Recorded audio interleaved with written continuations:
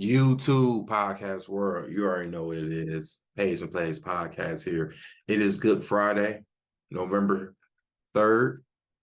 I had to check that to make sure. November 3rd. I hope everybody doing well, man. This week, follow me on Instagram, by the way. Pays and Plays _ podcast. This week I was pretty much chill with a lot of stuff. I did do it under 224 and a half.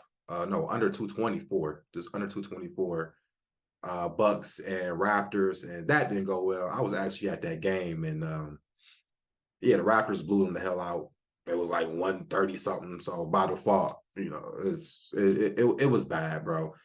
I knew the Raptors had a chance to be scrappy in that game, and I didn't expect them to go crazy against the Bucks, and then the next game they only put 99 points on the board. Just things like that. But last week, pretty self-explanatory. NBA, we did good. NFL, we did excellent. NCAA, we did excellent. No complaints. We're going to carry momentum. Let's start with basketball because I do have a play, and I do want to talk about a play I was about to make. Now I'm not doing it. First, before we even get into that, we do have the in-season tournament that starts today. So that's why I want to focus on a couple of games that I saw that I found very interesting. And then, of course, we go to college football, NFL, which the NFL teaser last week did hit. We won't have a teaser this week because all these numbers are really close. Most of these games are within, I think the highest number is maybe 7.5 now with the Cardinals, right? I think that's like the highest spread week. So that should tell you everything you need to know about this week. But anyway, let's get into it. NBA. Cleveland Cavaliers -3 versus the Indianapolis Pacers. I say Indiana Pacers, but they play Indianapolis.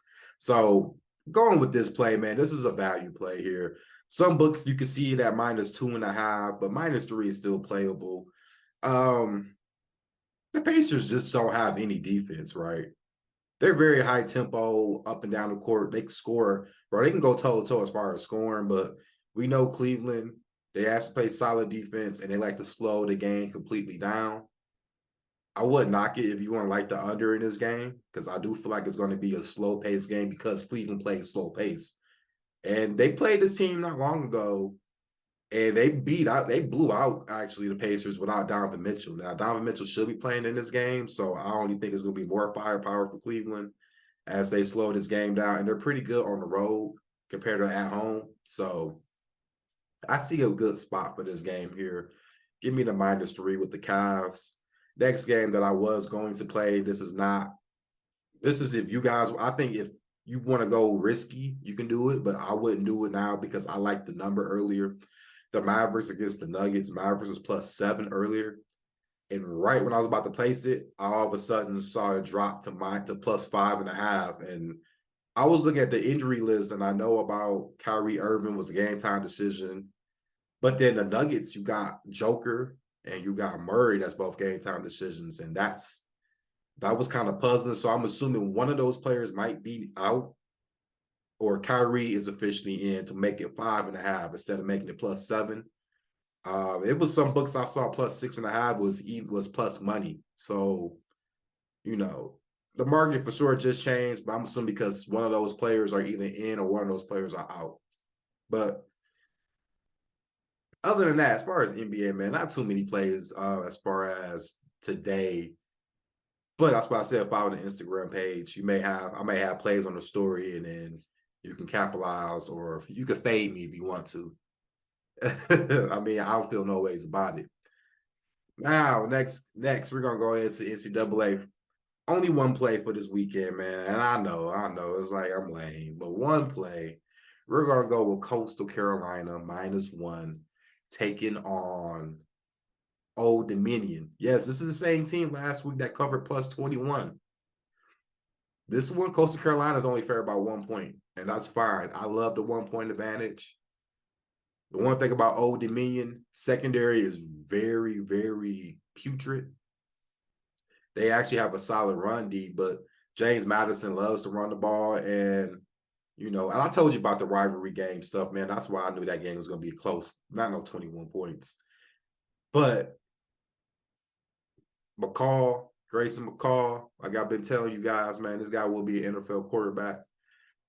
Hey, them weapons he got in Coastal Carolina is legit. And you're just pretty much wanting to win the game, -1. So, and the odds were, I believe, one. Let me see what I got those odds for. I just show you why I like doing that, the money line sometimes, you know. Let's see. I got it at -106. So that's pretty solid, right? You know, most of them is 110 and up, you know, but 106 for -1. If you want money line, you know, like I said, I don't knock it, but you just pretty much got to win by 2 points. Now let's go to the NFL. Let's go to the big boy league, man. Couple games, man, that I am interested in. Two is official plays. One will be a lean. We're gonna go with the Kansas City Chiefs -1. That is going to be a first official play. I know it's a Germany game, but it goes to what I was talking about as far as the week 9, which, by the way, check out the week 9 video. I do have that up. I was talking about the Dolphins just don't show up in big games. Yes, this is an international game too, but the Chiefs know some of these players, right? They know Tyreek. And I think the biggest strength, I know the Chiefs offense has been shaky, but I think the biggest strength this year has been the defense. Steve Spagnuolo, that guy can coach. So I see a lot of the I don't see, I think the over-under is 51. I think it goes under the 51 total points if you're interested in the under total. Just because of the Chiefs defense is going to show up. I think the Dolphins defense shows up a little bit too, and it being in a different field where most teams are familiar with these type of games, man. So I'm going to go with the Kansas City Chiefs to win the cover to -1. Next game that I have official bet on, I'm going with the Bengals -1.5 against the Bills. And I've been riding with the Bengals, have I? That lean I had last week, I was talking about with the 49ers. I actually took them to actually outright win and cover. So, you know, it's just the Bengals time, bro. The Bills, it's just how many times do you barely keep winning these games that I don't think you're supposed to win? I mean, Giants and Bucks, they were supposed to lose 2 games. They weren't even supposed to they weren't even supposed to lose against the Patriots, right? And they were big point underdogs against them. The defense is just completely messed up, man. You know, the pass rush is iffy. Your linebackers is trash. Your secondary is kind of trash.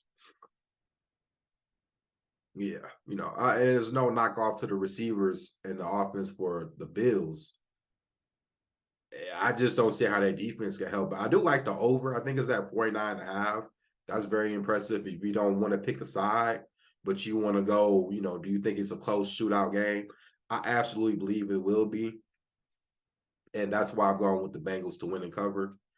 Now, 2 leans, one Monday night, one Sunday. We'll talk about that real quick with the Sunday one. Ravens -5.5 is real tempting. It's just because I've seen how Lamar Jackson's been playing lately, and it's very impressive, especially when it's at home. And this will be another big kind of marquee matchup because the Seahawks are legit. They are number 1 in the AFC, in the NFC West. We know what Pete Carroll and the boys can do, and I know they're traveling to the East Coast. And I didn't already explain it, bro. Pete Carroll can travel on the East Coast. I just, other than the Steelers, who has been able to contain this Ravens defense? I mean, offense. I don't know. I don't see Leonard Williams. I know what the Seahawks got in the trade deadline, but I don't know. I don't think they'll play. So that's also my real concern. But yeah, bro, Lamar has been a beast, man. You know, Zay Flowers has been balling out. The defense has been solid. So yeah, I kind of lean towards the -5.5 with the Ravens. And another one as a 1 o'clock game, the Patriots -3. I actually kind of love that one. I almost feel like I might place that after I get done talking to you guys on here. Y'all saw what the Commanders just did. They traded like their 3 best D linemen. I almost think that means the owner is pretty much saying he's going to start rebuilding. And if they lose this game, Riverboat Ron is out of a job. And I wouldn't be shocked if Bieniemy gets the intern and shows up and gets the almost what I was saying in the offseason, right before the season started. Riverboat may get fired, Bieniemy will probably get the head coaching gig. And I think that might happen. And it's because, it's like I see Bieniemy on the offensive side. The offense has been scoring regardless of the sacks that Sam Howell's been taking. The offense has been scoring, but it's the defense who don't show up when it matters. And if you're a defensive-minded head coach and your defense isn't good, there's questions. There's going to be problems.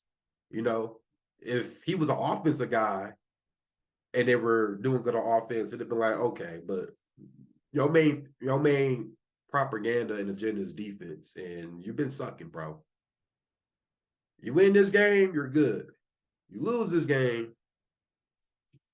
I think you're the next one gone.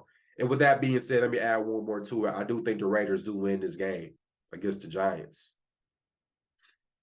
It was before that Monday night game. Well, when I was talking about it when they played Lions, I pretty much said it. I don't think they even won them as a coach. Shout out to Antonio Pierce, was a very good linebacker in the league, Super Bowl winning linebacker. And, when you hear that press conference, the way he talking and the players that you've been hearing, they've been raving about him. Listen, coach gets fired, new game, interim coach, new agenda. I'm going with that propaganda, and I'm going to go with the Raiders to win and cover. -1.5, -1, -124 on the money line, however you want to take it. The Giants, man, I respect Dayball, but we know Daniel Jones is coming back, bro. We know that offensive line is bad. And Max Crosby, who played good against the Lions, you think he would? Again, that was a good offensive line. You think he's not going to do that against this offensive line?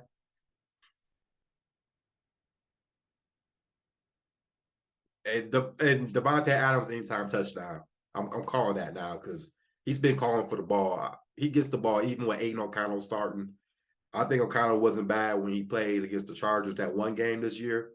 So I'm kind of banking off the momentum, and the Giants play a lot of man. So, I see it being kind of close for a minute, but I think the Raiders will find a way to pull it out. And one more lean I do have that I'm wondering about is Monday Night Football. I'm kind of leaning towards the Jets. Give me the better defense. I know the quarterback sucks, but give me the better defense. And Justin Herbert, man, I think everyone is overreacting because he did good against the Bears, but the Bears defensively suck so bad. I may see his performance kind of close to when they played the Cowboys, where he struggled. He may have had a couple plays here and there, but we definitely saw signs of struggle. And I see the Jets giving short field position, and I see it where it may be. I don't think Zach Wilson may get a passing touchdown. He may get one, but I think the rest is run game, and a couple of field goals. As long as you limit the Chargers, I think the first 21 wins that game. So the under is 41.5, maybe. I do like that as a Monday night under because unders has just been hitting crazy as far as Monday Night Football. I think that would be a good play. But as always, guys, continue to like the content, man. Pass the word around, subscribe, all that good nature. As always, be safe out here, man. And let's get this motherfucking bread. You feel me?